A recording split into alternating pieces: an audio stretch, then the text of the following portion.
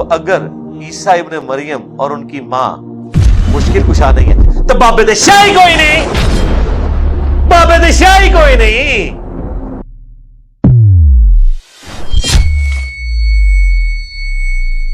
मुझे लॉजिक ये समझाया कि लोग ना बुत ले गए थे अपनी बगलों में, तो वो रफुलदैन ना उस दौर के लिहाज से ना आप सरकार ने स्टार्ट करवाया कि जब लोग बुत लेके आए ना तो आप रफुलदैन स्टार्ट करोगे, उनके बुत गिर जाएंगे। अच्छा। मैंने उनको कहा जी समझे आप मेरी बगल में बुत है, अब मैं नमाज की नियत स्टार्ट कर रहा हूँ, अल्लाह अकबर, बुत गिर गए हैं कारी साहब, स्टार्ट ही रफुलदैन है। मैंने कहा वो तो बुत गिर गए हैं, अब मैं दूसरा करूं या तीसरा करूं रफुलदैन, वो तो पहले से ही गिर गए हैं। लेकिन कारी साहब ने कहा बेटा ये भी तरीका दुरुस्त है, ये भी दुरुस्त है, लेकिन वो अपनी बात पे नहीं आ रहा। मैंने कहा कारी साहब अगर ये भी दुरुस्त है तो कभी कभी ऐसे भी पढ़ा लिया करें यार। मैंने कहा मैं कौन सा अपनी किसी लिखी किताब की बात कर रहा हूँ, मैं अल्लाह की पाक किताब की बात कर रहा हूँ। कहानियाँ चलाते हैं बाज, अगर कोई इनके सामने खड़ा हो जाता तो उसको गुस्ताख कह देते हैं, फिर अपने पीछे नमाज नहीं पढ़ने देते। ये दीन हमारे लिए कुछ बताते हैं, अपना इनका रहन सहन कुछ होता है, फिर अगर कोई सवाल जवाब का सेशन हो जाए तो उसमें ये कुछ आपको जवाब देते हैं। जी अस्सलाम वालेकुम। वालेकुम अस्सलाम। क्या नाम है भाई आपका? जी मोहम्मद नवीद। मोहम्मद नवीद जी। किधर से आए हैं? जी लाहौर से। लाहौर से। जी। क्या काम करते हैं? सर गारमेंट्स का काम करते हैं। गारमेंट्स का काम करते हैं। जी। ठीक है। अच्छा जी, आपसे कुछ क्वेश्चन करने हैं। जी। ये बताओ कि आपका जो साबका फिरका था वो कौन सा था? सर एलएस सुन्नत और पहले सुन्नत तो सारे हैं। बरेलवी। बरेलवी। बरेलवी। बरेलवी थे। जी। ठीक हो गया। जी। अच्छा जी, इंजीनियर साहब का तारुफ कैसे हुआ?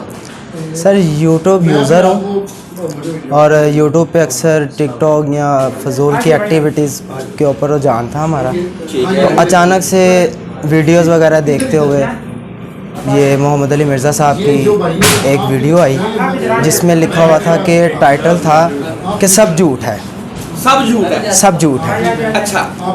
इस वीडियो को मैंने इसका टाइटल देखा तो मैंने कहा, मेरा दिल चाहा कि चलो ये टिकटॉक पे हाँ थी कि ये YouTube पे थी? यूट्यूब पे थी। अच्छा, सब झूठ है। सब झूठ है। अच्छा। मैंने कहा क्या झूठ है, ये तो हम अक्सर रियलिटी में देखते हैं अपने उलमा से, चलें इनको भी सुनते हैं। अच्छा। तो मैंने वो वीडियो क्लिक की, मैंने उसको ओपन किया तो उसमें जो चीज़ें वो बताई गई थी उसको तकरीबन रियलिटी में हक पाया मैंने। ठीक है, वहाँ से मैंने चाहा कि एक वीडियो और देखता हूँ इनका, अच्छा, अगला मौक़िफ़ देखता हूँ इनका कि क्या है।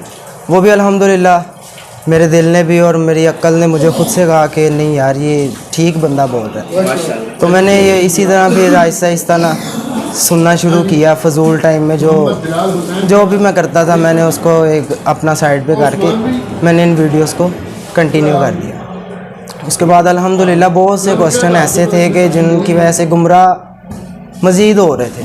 अच्छा।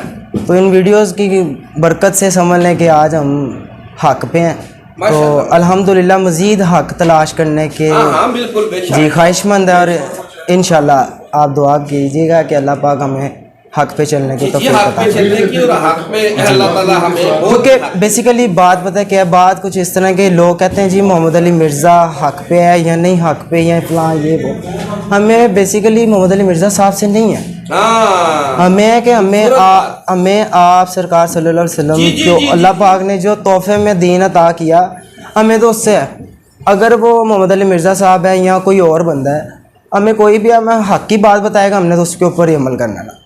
तो जी हम हक के लिए आए हैं, तो इंशाअल्लाह ताला वो इंजीनियर साहब खुद कहते हैं ना कि इंजीनियर साहब की बात हम इसलिए सुनते हैं कि वो बात वो करते हैं जो अल्लाह और उसके रसूल ने की है, बेशक इसलिए हम उनको सुनते हैं। ऐसे ही है। हाँ। तो बात ये है कि उन्होंने हक की बातें की, हमारे दिल ने चाहा कि यार चलो जाके मिल के आते हैं। तो बात का तो मसला ही कोई नहीं है, ऐसे ही है। जब भी कोई वो बात करे काउंटर वेरीफाई करे, ऐसे ही है, पता चल जाएगा दूध का दूध पानी का पानी। ऐसे ही है। तो जी उन्होंने वो उनके जो रेफरेंसेस है ना वो अल्हम्दुलिल्लाह वो जो बताते हैं ना वो हम जाके अगर सर्च करते हैं ना देखते हैं तो वहाँ पे वो लिखा भी होता है। जी जी, यही तो मैं कह रहा हूं। तो इसी वजह से ना बंदा जो सा ना 100% श्योर हो जाता है कि यार ये बंदा बिल्कुल राइट बात कर रहा है। हमारे जो उलमा या जो हमें सिखाते हैं वो सिर्फ हवाई तीर छोड़ते हैं, उनसे कोई चीज़ पूछ लो वो हमें बताते नहीं ठीक से। तो फिर ये जो बंदा रेफरेंस बता रहा है तो हमने तो उसको ऊपर देखना ना कि यार ये तो जी बस यही चीज़ है कि अल्लाह पाक हमें जी हक की तौफीक दे दे। अच्छा ये बताएं, नमाज रफ़ाइदन से पढ़ रहे हैं? जी अल्हम्दुलिल्लाह। पहले मैं आज से तकरीबन 2 साल हो गए मुझे रफ़ल-ए-दैन से नमाज़ पढ़ते हुए। अच्छा अच्छा। इससे पहले मैं जैसे हमारे बड़े पढ़ते थे, जो हमारे बाप दादा या जो भी थे वो पढ़ते थे, तो मैं उनके पीछे ही नमाज़ पढ़ता था। लेकिन आज अल्हम्दुलिल्लाह मैंने खुद से सही बुखारी और सही मुस्लिम से हदीसें ली माशाअल्लाह। और वहाँ पे मुझे यही मिला कि रफ़ल-ए-दैन से आप सरकार सल्लल्लाहु अलैहि वसल्लम नमाज़ पढ़ते थे। तो मैंने यही चाहा कि वो जो उनको मिला था तोहफे में, तो हमें तो उनकी नकल ही हो जाए, बस यही बहुत है। तो बस जी उनको कॉपी करने की कोशिश करते हैं, तो अल्लाह पाक।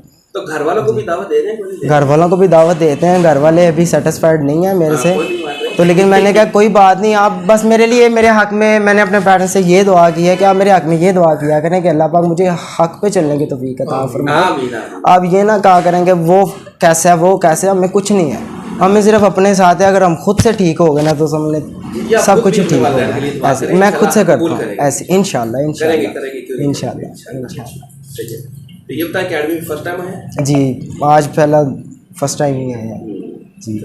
अच्छा, दावत हक़ को कबूल करने के बाद माशरे में, फैमिली में होता है ना, मस्जिद में जब आप कहीं नमाज पढ़ रहे हो तो वहाँ से कोई प्रेशर आया हुआ हो, कोई अपना को किस्सा ही सुना दे कि ऐसा कोई वाक़या हुआ हो, कोई इंटरेस्टिंग वाक़या होता है? इंटरेस्टिंग वाक़या मस्जिद से निकाल दिया हो, किसी ने कहा हो यार ये क्या, आज के बाद हमारे मुझे मिलना भी ना, बड़े बड़े लोगों के बड़े बड़े वाक़यात हैं। हाँ, एक वाक़या मेरे साथ ना, जब से मैंने ये रफ़ल-ए-दैन स्टार्ट किया ना, तो नमाज़ों की अल्लाह पाक ने तौफ़ीक दी, तो क्योंकि उसके तौफ़ीक के सदक़े में ही सब कुछ है ना, वो जिसको चाहे हिदायत बख्शे।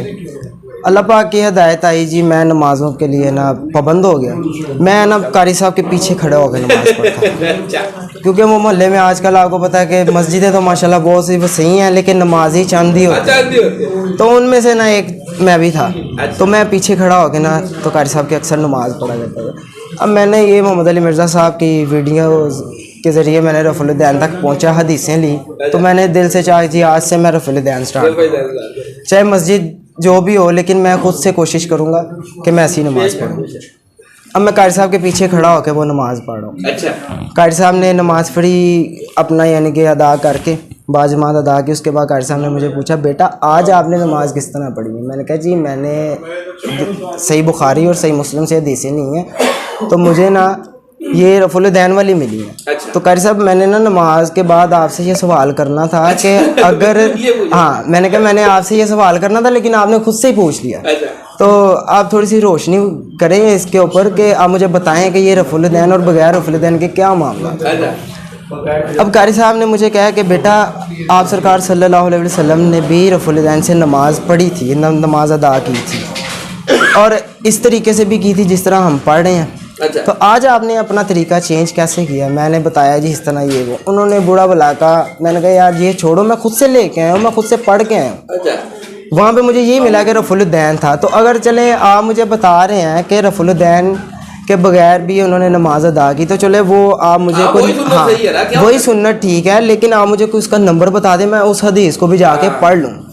उन्होंने मुझे कोई एक ना यानी कि वाक़या सुनाया कि जी वो आप सरकार ना उनके दौर में ना, ये पता नहीं हज़रत इब्राहीम अलैहिस्सलाम के दौर में ना लोग बुत लेके आते थे। अल्लाह अकबर। तो उन्होंने ना कोई बुतों की बात की, तो उन्होंने मुझे लॉजिक ये समझाया कि लोग ना बुत लेके आते थे अपनी बगलों में, तो वो रफ़ल-ए-दैन ना उस दौर के लिहाज से ना आप सरकार ने स्टार्ट करवाया कि जब लोग बुत लेके आए ना तो आप रफ़ल-ए-दैन स्टार्ट करोगे, उनके बुत गिर जाएंगे। अच्छा। ठीक है, इसलिए उन्होंने स्टार्ट करवाया। मैंने अपने माइंड से सोचा, मैंने कहा कारी साहब अच्छा फॉर एग्जांपल कि आप समझे कि मेरे बगल में बुत है, ठीक है, मैंने उनको कहा जी समझे आप मेरी बगल में बुत है, अब मैं नमाज की नियत स्टार्ट कर रहा हूँ, अल्लाह अकबर, बुत गिर गए हैं कारी साहब, स्टार्ट ही रफ़ल-ए-दैन है। मैंने कहा वो तो बुत गिर गए हैं, अब मैं दूसरा करूँ या तीसरा करूँ रफ़ल-ए-दैन, वो तो पहले से ही गिर गए होंगे। तो मैंने कहा कारी साहब ये मेरी समझ में नहीं आ रहा, आप मुझे कोई ना हदीस का नंबर बता दें ताकि मैं वो जाके ना पढ़ लूँ और मेरे तक वो भी रोशनी मिल जाए। लेकिन कारी साहब ने कहा बेटा ये भी तरीका दुरुस्त है, ये भी दुरुस्त है, लेकिन वो अपनी बात पे नहीं आ रहा। मैंने कहा कारी साहब अगर ये भी दुरुस्त है तो कभी कभी ऐसे भी पढ़ा लिया करें यार। क्या बात? मैंने कहा कभी कभी ऐसे भी पढ़ाएं, आप बताएं कि बेटा ऐसे भी नमाज होती है, ये भी तरीका आप सरकार के, लेकिन आप शुरू से लेके अब तक के लिए आप यही नमाज पढ़ा रहे हो। कारी साहब ने कहा बेटा चले आप बिना पढ़े, आपको बिना रहनुमाई की ज़रूरत है, आप आएँ, आपको हम कुरान और हदीस की रोशनी में बताएंगे। मैंने कहा मैं कौन सा अपनी किसी लिखी किताब की बात कर रहा हूँ, मैं अल्लाह की पाक किताब की बात कर रहा हूँ। बस यूँ ये किस्सा था मेरे साथ। तो उसके बाद ना मैंने फिर मोहम्मद अली मिर्ज़ा साहब को सुनना चाहा कि मैंने कहा इनका मौक़िफ़ अच्छा होता है। तो बस ये अल्लाह पाक हिदायत देने वाला है, तो हिदायत की ख्वाहिश है, अल्लाह पाक से दुआ ही है कि अल्लाह पाक हमें हिदायत पर चलने की तौफीक अता फरमाए। मैं आपको एक बात ऐड कर दूं, ये भूत वाली इतनी बड़ी कहानी है ना, इतनी बड़ी कहानी है। ये गिरी साहब ने इनको चैलेंज किया है। उन्होंने कहा है कि बचपन से मतलब हमारे अबाऊ जदाद ये स्टोरियां सुन रहे थे भूत लाके। जी जी ठीक है, बस वो उनके दिमाग ऐसे नहीं था, वो पहली बार फायदा किया था टैप पे, उनको ख्याल ही नहीं आया। ऐसे ही ये इतनी बड़ी कहानी है। इंजीनियर साहब ने कहा है दुनिया की किसी किताब में कोई ज़ईफ़ ही लाओ, कोई झूठी लाओ, झूठी लाओ नहीं ला सकते ना। ऐसी बात ये ना कि अपने पास से जो कहानियां चलाते हैं, बात अगर कोई इनके सामने खड़ा हो जाता तो उसको गुस्ताख कह देते हैं, फिर अपने पीछे नमाज नहीं पढ़ने देते, फिर ठीक है फिर वो बहाने से पीछे बैक स्टेज करते हैं आपको कि ये बंदा जो उनसे ना कोई माहौल के दरमियान कोई बात ही ना ऐसी कर दे कि हमारे पास जवाब ना मिले। तो बात ये है कि फिर जब हमारे अल्लाह के पाक घरों के अंदर हमें ये ऐसा दीन देंगे तो फिर हम कहाँ जाएंगे। फिर यही है ना कि इससे अच्छा आप डायरेक्ट हो जो अल्लाह पाक फरमाते हैं ना मेरे साथ बात करनी है आप कुरान खोलो, तो फिर हम हमें कुछ नहीं चाहिए, हम डायरेक्ट बात कर लेंगे। ऐसे ही आप सल्लल्लाहु और अल्लाह के रसूल के गद्दार थे ये लोग। ऐसे ही इनके साथ रियाज करते हैं। आप देखिए ना, कोई एक बात भी इनके साथ मैच करती है? कोई बात नहीं। ये दीन हमारे लिए कुछ बताते हैं, अपना इनका रहन सहन कुछ होता है, फिर अगर कोई सवाल जवाब का सेशन हो जाए तो उसमें ये कुछ आपको जवाब देते हैं, कुछ देते हैं। वही ना राइट बात ही नहीं आप तक आ रही, तो आपने फिर क्या जी पहली दफा आप यहाँ पे आके देखिएगा, जो सवाल करेंगे उसका जवाब देखिएगा। यहाँ पे आपको वो टॉलरेंस भी नहीं। ये इंजीनियर साहब जो है ना, ये स्ट्रेट फॉरवर्ड बंदे हैं, इनको कोई नहीं है अल्हम्दुलिल्लाह। वो ना तो किसी की अपनी यानी मकबूलियत की चाहती है, ना उनको चंदा बुक है किसी की जिंदगी। वो ये बहुत बड़ी बात होती है, ये बहुत बड़ी बात होती है। अल्लाह मदद फरमाए। आपको नजर आएगा कि यार ये तो बंदा बड़ा स्ट्रेट फॉरवर्ड सा बंदा है। सही बात वो कहता है ठीक है आओ सुनना सुनो, ठीक है मैंने कोई दोस्तियां यारियां बढ़ानी कोई नहीं, इतना बढ़ाया भी नहीं मैं। चलिए बहुत मजा आया आपसे बात करके, इंशाल्लाह बैठे जज़ाकल्लाह। और फिरकों की दुकानें बंद, द डैमेज डन।